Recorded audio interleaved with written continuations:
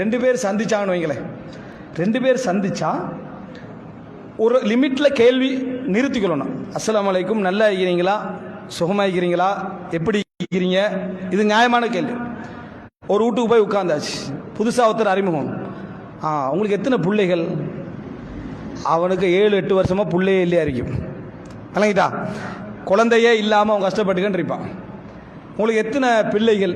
பிள்ளைகள் இருக்கான்னு கேட்ட கேள்வியே படுமோசமாയിരിக்கும். இது கேள்வி என்ன தெரியுமா? உங்களுக்கு எத்தனை பிள்ளைகள் என்று அவங்க சங்கடத்தில் உளுந்து எப்படி சொல்றது, இல்லை இப்படி தான் ட்ரீட்மெண்ட் பண்ணிட்டு இருக்கிறோம். அப்படியா, சாரி என்று. இது உனக்கு புத்திசாலி ஐந்தா, நீ ஒரு அறிவுள்ளவனாக இருந்தால் இது சூல் அதப் என்றாங்க. இது கெட்ட பண்பாடுகளில் உண்டு. எடுத்த எடுப்பிலே பழகாத ஒரு மனிதரை ஃபர்ஸ்டா எடுத்த உடனேயே உங்களுக்கு எத்தனை பிள்ளைகள் அப்படின்னு. சிலர் எடுத்த எடுப்பில் எத்தனை ஆம்பளை பிள்ளை எத்தனை பொம்பளை பிள்ளைன்றது, பிள்ளையே இல்லை அவனுக்கு. எத்தனை ஆம்பளை பிள்ளைகள் எத்தனை பொம்பளை பிள்ளைகள் என்றது. அவன் பதில் சொல்ல முந்தையே மூத்தது ஆம்பளை பிள்ளையா இருந்தால் சூப்பராகிக்கும்ன்றது. விளங்கிட்டா? அவன் ஒரு 8 வருஷம் 10 வருஷம் பிள்ளை இல்லாம இருக்கிறவனுக்கு கொடுக்கக்கூடிய ஒரு மோசமான ஒரு நடைமுறை. இதை சூல் அதப், கெட்ட பண்பாடுகளில் ஒன்று என்று சலஃபுகள் என்ன செய்றாங்க. இந்த மாதிரி போன உடனே ஒரு மனிதனுக்கு இது என்ன, அது போன பிறகு இவன் கேட்டது புள்ள எத்தனை ஐக்கிறன்றதுதான். அங்க போன பிறகு பாத்தியா, மெடிக்கல் டெஸ்ட்ல என்ன சொன்னாங்க, உண்டதான் பிரச்சனை, உனக்கு தான் சிக்கல்னு சொன்னாங்க. இவன்றைக்கு நான் எவ்வளோ சமூகத்தில் மோசமாக ஃபேஸ் பண்ண வேண்டியது அப்படின்னு அவன் சொல்லுவான். நான் அவர் கேள்வி கேட்டதுக்கும் இதுக்கு என்ன சம்பந்தம் அப்படின்னு. இல்லை, நான் சமூகத்தில் ஃபேஸ் பண்ணுற மோசமான ஒரு நிலப்பாடு இது. எல்லாம் இது உன்னுடைய மருத்துவ பிரச்சனை அப்படின்றது இல்லை.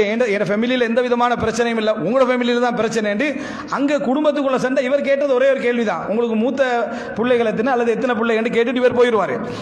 ஒரு குடும்பத்தில் குழந்தை இல்லாத குடும்பத்தில் உச்சகட்ட பிரச்சனை தெரியுமா? குழந்தை தான். பொருளாதாரம் அது இது எல்லாவற்றையும் அவங்க இழக்க ரெடி. 1 கோடி சொத்து இருந்து ஒரு புள்ளை அந்த 1 கோடி செலவழிச்சா அந்த ஒரு புள்ளை கிடைக்குமா இருந்தா அவங்க அதுக்கு ரெடி. அந்த 1 கோடியை செலவழிப்பதற்காக அவங்க தயாராக இருக்கிறாங்க. அந்த வீட்டில் போய் நீ லேசா நீ ஃப்ரீயா இருக்கிறாய், ஓய்வாய்க்கிறாய், கேள்வி என்ன, எத்தனை பிள்ளைகள் எத்தனை உங்களுக்கு பிள்ளைகள் கேட்டு வந்துடுறது. அதோட அந்த குடும்பத்தில் ஏற்படுற விரிசல்கள், பிரச்சனைகள், சண்டைகள் தெரியாது. 1000 பிரச்சனைகளை பின்னால சந்திப்பாங்க. நீங்க லேசா கேட்டது. யாரே வீட்டுக்கு போறது, வீட்டுக்கு போன உடனே அந்த ஒரு வீட்டை கண்டமன்னா மாஷா அல்லாஹ், அல்லாஹ் அவளுக்கு நல்ல வீட்டை தந்திக்கிறான் அப்படின்னு முடிச்சுட்டு வரணும். அதான் முடிஞ்சுது. என்னமோ இவர் சொர்க்கத்தில் வீடு கட்டி எல்லாரும் இந்த உலகத்தில் நிரந்தரமா வாழ்ற மாதிரி கம்பேர் பண்றது. அங்க அவர் வீட்டை கட்டினவருக்கு ஒரு சந்தோஷத்தை கொடுக்கணும். அவர் செலவழிச்சு தான் கட்டிப்பாரு, கஷ்டப்பட்டு தான் கட்டிப்பாரு, அல்ஹம்துலில்லாஹ்னு சொல்லணும். அப்படி சொல்றது இல்லை. அவனை மேக்சிமமா எவ்வளவு கவலைப்படுத்தலும் பார்க்கறது.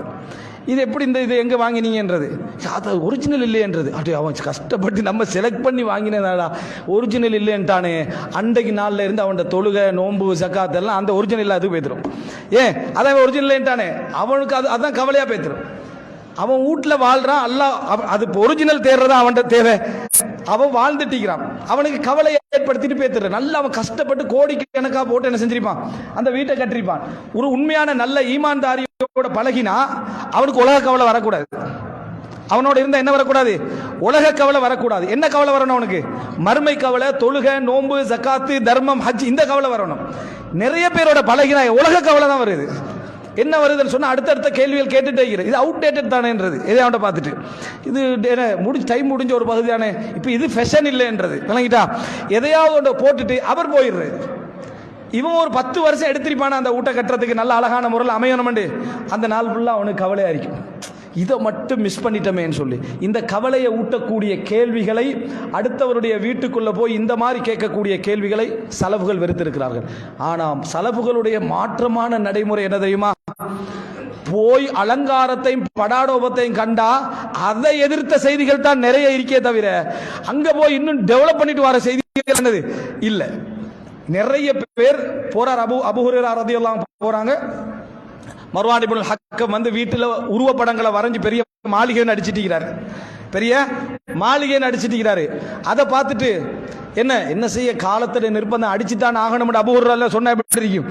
அப்போ அபூ ஹுரைரா ரலியல்லாஹு சொல்றாங்க, அதை பார்த்துட்டு அல்லாஹு தஆலா அனல்லாஹுல் முஸவ்விரீன், ரசூலுல்லாஹ் சொன்னாங்க உருவம் அமைப்பவர்களை அல்லாஹு தஆலா சபிக்கிறான் என்று சொன்னார்கள் ஹதீஸை சொல்றாங்க. அவருக்கு இப்ப மர்ம கவலை கூடுமா உலக கவலை கூடுமா? மறுமை கவலை தான் கூடும். இவர் நல்ல மனிதர், இவர் என்ன நல்ல மனிதர்.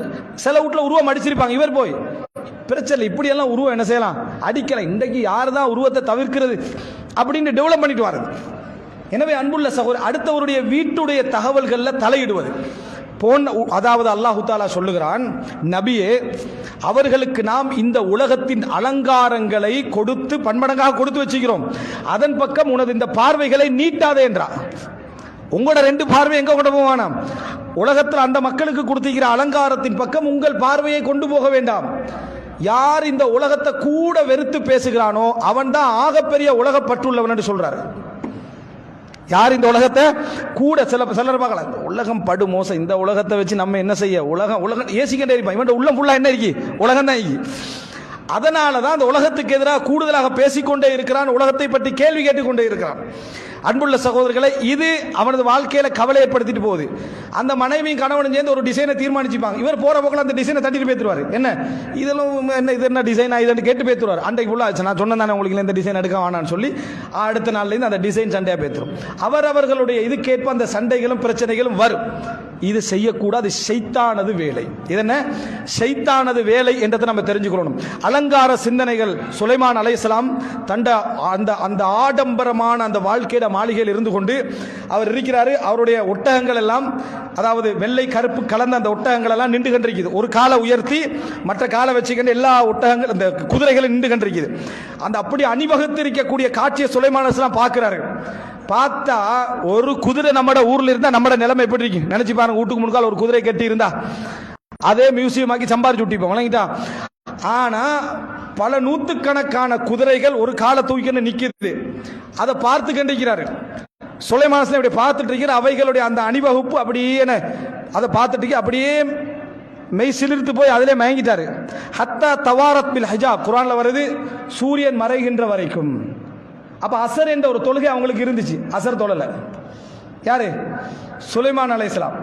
அப்படியே பார்த்து கண்டிருந்த அது மறைஞ்ச உடனே அவர் உணர்வு பெறாரு, இந்த அலங்காரங்கள் என்னை அல்லாஹ்வை ஞாபகப்படுத்துவதை விட்டு என்ன செஞ்சிட்டேன், என்னை புறக்கணிக்க செஞ்சுட்டு அப்படி என்று சொல்லி அந்த குதிரைகள் எல்லாத்தையும் தடவி விட்டார்.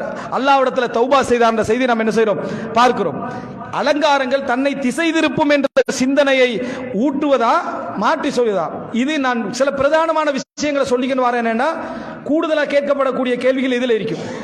கூடுதலாக கேட்கப்படக்கூடிய இதில் இந்த கேள்விகள் இருக்கும். கல்யாணம், திருமணம். ஒருத்தன் ஒரு 20 சகனோட நம்மளுக்கு முடிஞ்ச வசதியோட செய்வோம்னு நினைக்கிறான். அவர்களுக்கு வசதிக்கேற்ப திருமண விருந்தை ஊரே அழைத்து கூட கொடுக்கலாம். மார்க்கத்தில் எந்த விதமான தடையும் அதுக்கு இல்லை. ரசூலுல்லாஹி ஸல்லல்லாஹு அலைஹி வஸல்லம் அவங்க 30 சான் கொடுத்தாங்க. ஒரு சானுக்கு 10 பேர் மேனி 300 பேர் வந்திருந்தாங்க. சஹீஹ் முஸ்லிம்ல வரக்கூடிய செய்தி அனஸ்லாம் அறிவிக்கிறாங்க. விளங்கிடா, சுஹா ஸலாத்மியா ரசூலுல்லாஹோட வசதிக்கு அது கூடுதல். ரசூலுல்லாஹ் கொடுத்தாங்க, மார்க்கத்தில் தடை இல்லை. ஆனா ஒருத்தர் நினைக்கிறாரு, ஒரு 20 சான்ல முடிச்சு கொள்வோம், 25 சான்ல முடிச்சு கொள்வோம்னா நீங்களே எப்படி கொடுத்தா எப்படி இருக்கும்? அடுத்தவனை பாருங்களேன் என்று அடுத்தவனோட கனெக்ட் பண்ணி விடுறது, உங்களை பத்தி என்ன நினைப்பான் தூண்டி விடுறது. அதில் சொன்ன போறோம், நல்லா இருந்தது கெட்ட நண்பர்கள் அல்லது உலகத்தை புரியாத நண்பர்கள் பக்கத்தில் ஒருத்தர் செய்யறது பிழை இல்லை. ஆனா இப்படி செய்ய போறவனை தூண்டுறதுக்கு ஒரு குரூப் என்ன செய்வாயிருப்பான். 3 விஷயத்துல கொள்கையும் இஸ்லாமும் காணாம போயிடும். வியாபாரம், வீடு கட்டல், திருமணம். 3 விஷயத்துல என்னது, 90 விதமானவர்கள் பிழைத்தது கிடையாது. 90 விதமானவர்கள் மார்க்கம் பேசக்கூடியவர்கள் இருந்து, அறிஞர்கள் இருந்து, வசதி படைத்தவர்கள் இருந்து இந்த 3 விஷயத்துல காணாம போயிடுவாங்க. நான் சொல்றேன் என்னன்னா, மார்க்கத்தை கடைபிடிச்சு நினைச்சு 1-2 பிழை விடுறதல்ல, மார்க்கத்தை கணக்கெடுக்கிறது இல்லை. அதுல அப்படித்தான் அந்த இடத்துல மட்டும் ஒரு விதிவிலக்கு வச்சுட்டு போயிடுவோம். மார்க்கத்தை கணக்கெடுத்து அதுல 2 பிழை விடுறது உலகத்தில் நடக்கலாம்.